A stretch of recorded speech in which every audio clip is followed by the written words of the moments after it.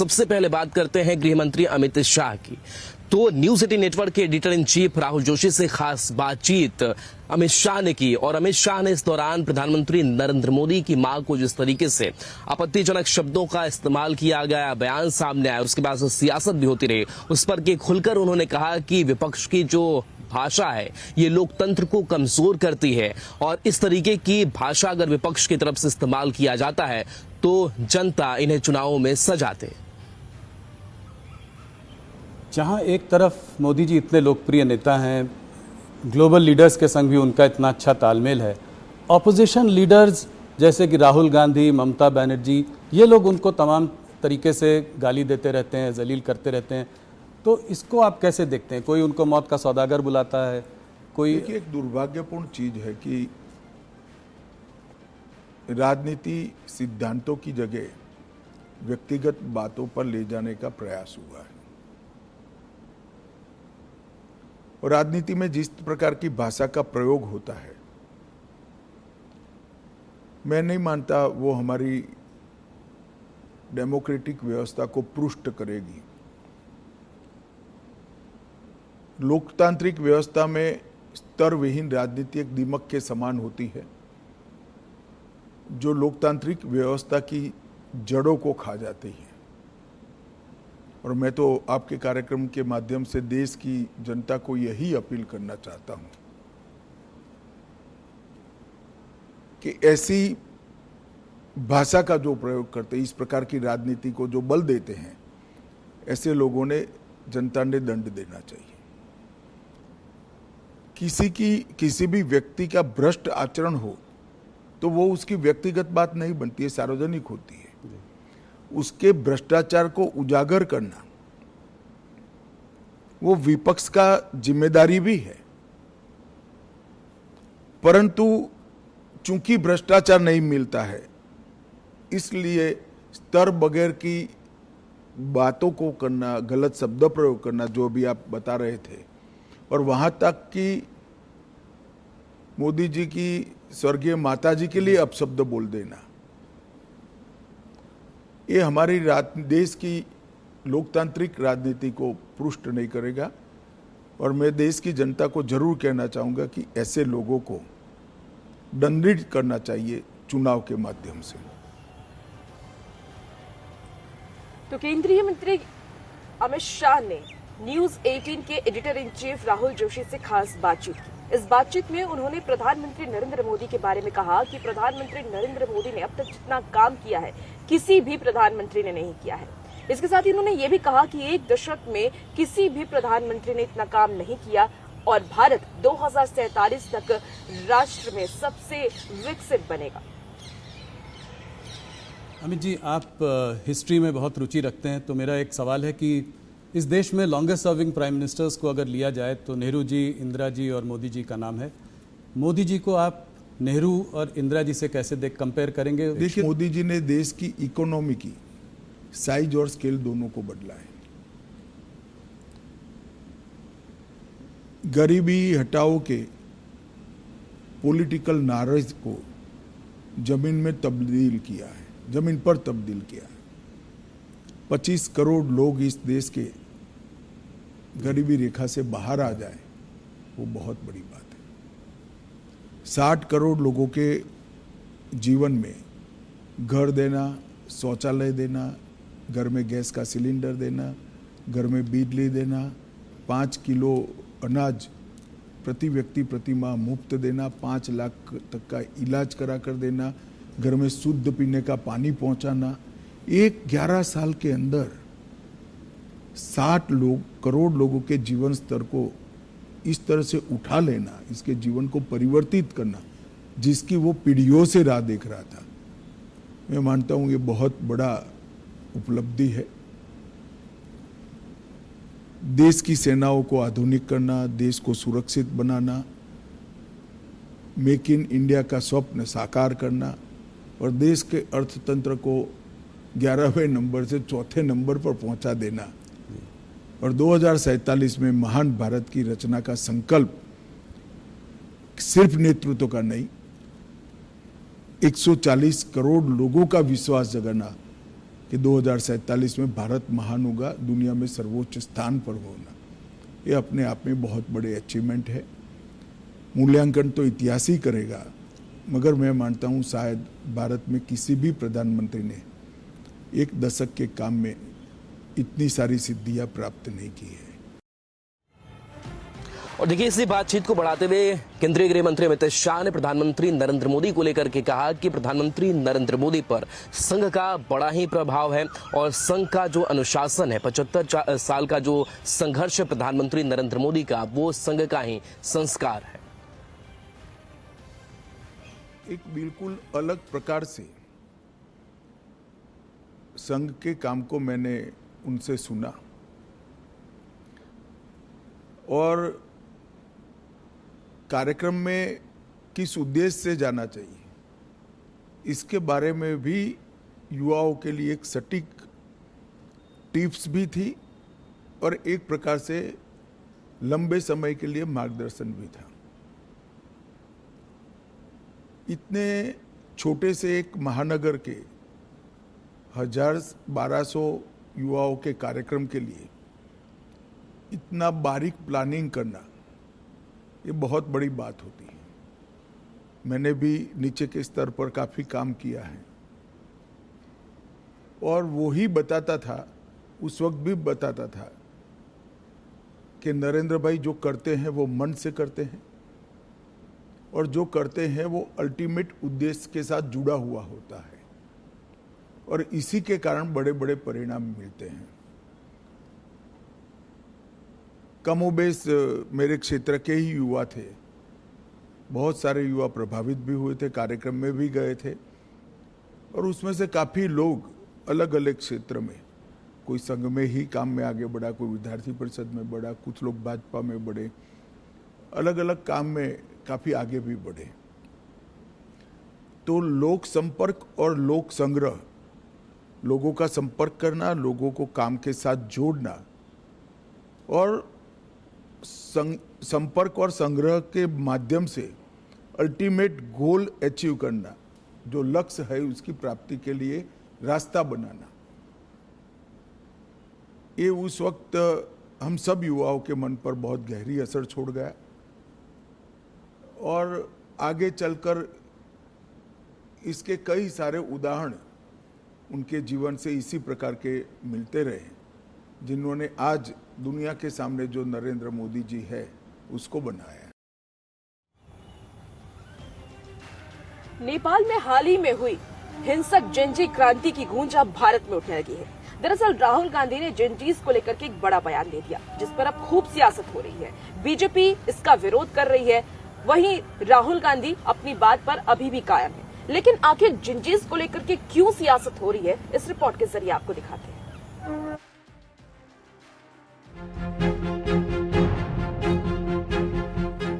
नेपाल में जेनजी आंदोलन ने सत्ता बदल दी और अब उसी जेनजी का जिक्र भारत की सियासत में भी गूंज रहा है। कांग्रेस नेता राहुल गांधी ने एक्स पर एक पोस्ट कर लिखा, देश के युवा, देश के छात्र, देश के जेनजी संविधान की रक्षा करेंगे, लोकतंत्र को बचाएंगे और वोट चोरी रोकेंगे। मेरा काम ऑपोजिशन का रोल है, सरकार पे प्रेशर डालने का रोल है। मेरा काम हिंदुस्तान के लोकतंत्र को बचाने का नहीं है। राहुल गांधी का ये बयान आते ही सोशल मीडिया पर बवाल मच गया। बीजेपी ने राहुल गांधी को घेर लिया। राहुल गांधी के इस पोस्ट पर बीजेपी सांसद निशिकांत दुबे ने 3 पॉइंट में पलटवार किया। जो ट्वीट निशिकांत दुबे ने किया, जरा पहले उसे देख लीजिए। जेन जी, नेहरू, इंदिरा, राजीव, सोनिया के बाद राहुल को क्यों बर्दाश्त करेगा? जेन जी भ्रष्टाचार के खिलाफ है, आपको क्यों नहीं भगाएगा? जेन जी अगर नेपाल को हिंदू राष्ट्र बनाना चाहता है तो भारत को क्यों नहीं बनाएगा? वहीं बीजेपी सांसद निशिकांत दुबे ने राहुल गांधी पर भारत में गृह युद्ध भड़काने का गंभीर आरोप लगाया। साथ ही बीजेपी सांसद रविशंकर प्रसाद ने भी राहुल के आचरण को मर्यादा के खिलाफ कहा। राहुल गांधी इस देश में भड़काना चाहते हैं और इसी गृह युद्ध के आधार पर नेहरू जी ने, उनके दादाजी ने इस देश का बंटवारा किया, जी जैसे मुद्दे को उठाकर ये इस देश के टुकड़े टुकड़े करना चाहते हैं। तो न होमवर्क करते हैं न कुछ समझते हैं, तो अपने कैंडिडेट के चुनाव पर सवाल उठा रहे हैं और अपनी पार्टी का जो काम करना है नहीं कर रही है तो उनसे ना पूछें। झूठ बोलना, गलत आरोप लगाना, तथ्यों को तोड़ मरोड़ कर प्रस्तुत करना, ये राहुल गांधी की फितरत हो गई। बिहार सरकार के मंत्री विजय चौधरी ने राहुल गांधी पर आरोप लगाया कि देश में अराजकता का माहौल वो पैदा करना चाहते हैं। वहीं डिप्टी सीएम सम्राट चौधरी ने दलील दी कि जैन जी परिवारवाद के खिलाफ है। जैन जी भी कांग्रेस की परिवारवादी वाली राजनीति को कतई बर्दाश्त नहीं करेंगे। जो संवैधानिक तरीका है उसके तहत या उसके माध्यम से अब वो सत्ता पाने में बिल्कुल निराश हो चुके हैं। राहुल गांधी जी कभी कहते हैं हाइड्रोजन बम लाए, कभी कहते हैं परमाणु बम लाए, और सब जो है छुरछुरिया बम निकल जाता है। और जहाँ तक लोकतंत्र की बात है, कांग्रेस पार्टी के मुंह से अच्छी नहीं लगती है। नेपाल से उठी जेनजी की गूंज अब भारत की सियासत का तूफान बन चुकी है। राहुल गांधी ने जहां जेनजी को लोकतंत्र का रखवाला बताया, वहीं बीजेपी उसी जेनजी को कांग्रेस का सबसे बड़ा विरोधी बता रही है। सवाल ये कि क्या जेनजी की राजनीति वाकई सत्ता बदलने की ताकत रखती है या सिर्फ ये चुनावी शोर है। Bureau report, news 18। LJP RV सांसद शांभवी चौधरी ने कहा कि राहुल गांधी मोहब्बत की दुकान खोलना चाहते हैं लेकिन नफरत फैलाते हैं। इसके साथ साथ उन्होंने कहा कि वो वोट चोरी का आरोप लगाते हैं, लेकिन जिस राज्य के लिए वोट चोरी का आरोप लगा रहे हैं, क्या सरकार उनकी उसी वोट चोरी से बनी है? जो आरोप है वो कर्नाटका के वोट चोरी पे लगाया, तो वो क्या कहना चाहते कि उनकी सरकार वोट चोरी से बनी है। यहाँ पे इस तरह की नफरत फैलाने का, ये तो कहते थे कि हम मोहब्बत की दुकान खोलना चाहते हैं, और वो मोहब्बत की दुकान में ये नफरत क्यों फैला रहे हैं, ये सबसे पहले वो देखें। और किस तरह से वो युवा साथियों को इनकरेज कर रहे हैं कि इस तरह के आप प्रोटेस्ट में हिस्सा लें जिसमें लोग अपनी जान को गंवा देते हैं। तो देखिए, बीजेपी की तरफ से लालू परिवार और तेजस्वी यादव के राजनीतिक सलाहकार संजय यादव पर एक वीडियो बनाया गया, और इस वीडियो को लेकर के अब खूब सियासत हो रही है।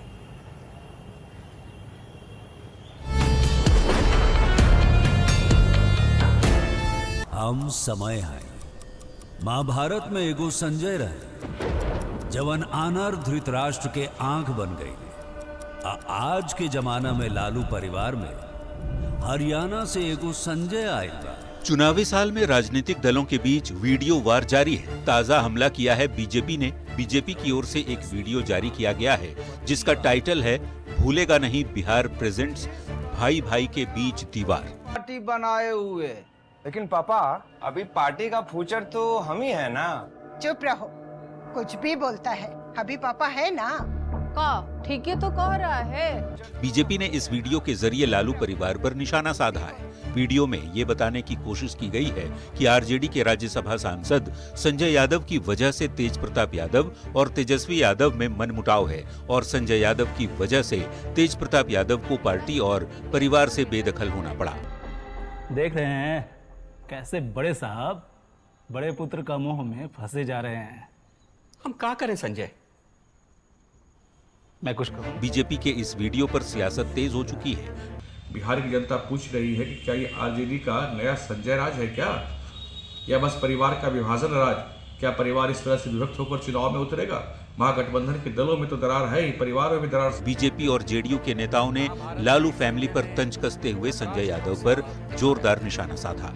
उधर संजय जी सोच रहे हैं कि परिवार में फूट डाल दो, जब परिवार का कोई सदस्य नहीं रहेगा और भाई तेजस्वी जी जेल चले जाएंगे तो राष्ट्रीय जनता दल पर हम कब। वहीं कांग्रेस ने पारिवारिक मामले को राजनीति में न लाने की नसीहत दी है। देखिए, राजनीतिक गतिविधियां अलग अलग होती है, लेकिन पारिवारिक मामले में हम लोग को बोलने की क्या जरूरत है। आरजेडी की ओर से इस वीडियो पर कोई प्रतिक्रिया नहीं दी गई। अभी महज एक दिन पहले लालू प्रसाद की बेटी रोहिणी आचार्य ने एक पोस्ट टैग किया था जिसको संजय यादव के खिलाफ बताया जा रहा था, और अब बीजेपी ने वीडियो जारी कर निशाना साधा है। बता दें, हरियाणा के रहने वाले संजय यादव आरजेडी के राज्यसभा सांसद हैं और तेजस्वी यादव के राजनीतिक सलाहकार भी। न्यूज़ 18 के लिए पटना से संजय कुमार के साथ। आज से तेज प्रताप का हमसे हमारी पार्टी से कोनो नाता नहीं है।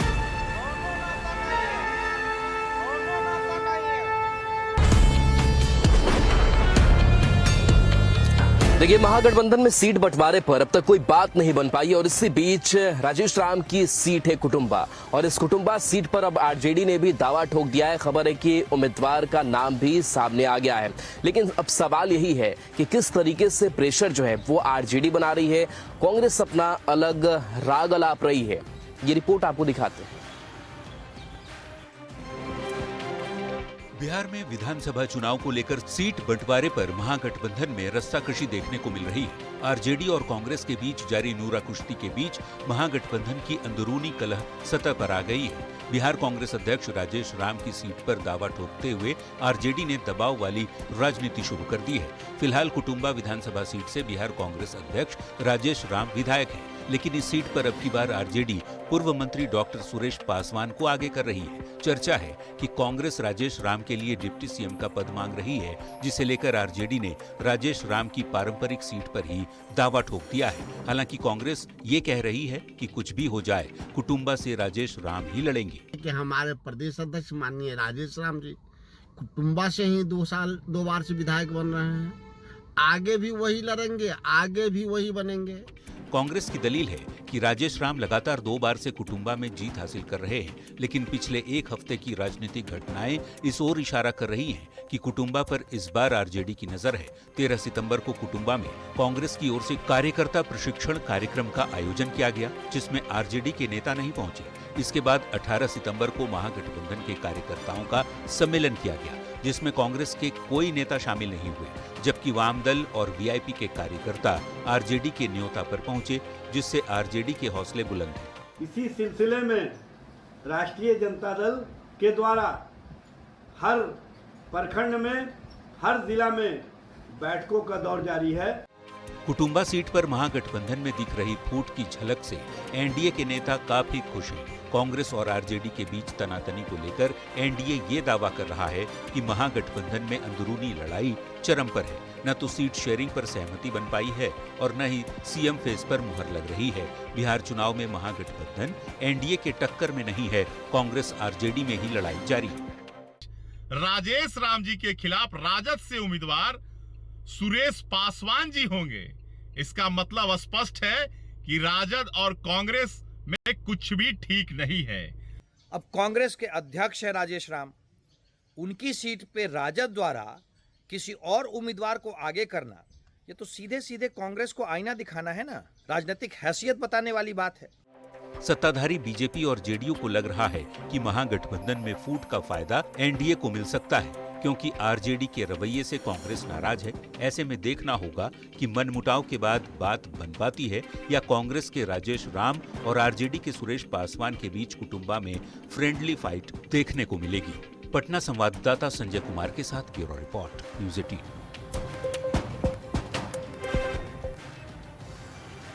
और वक्त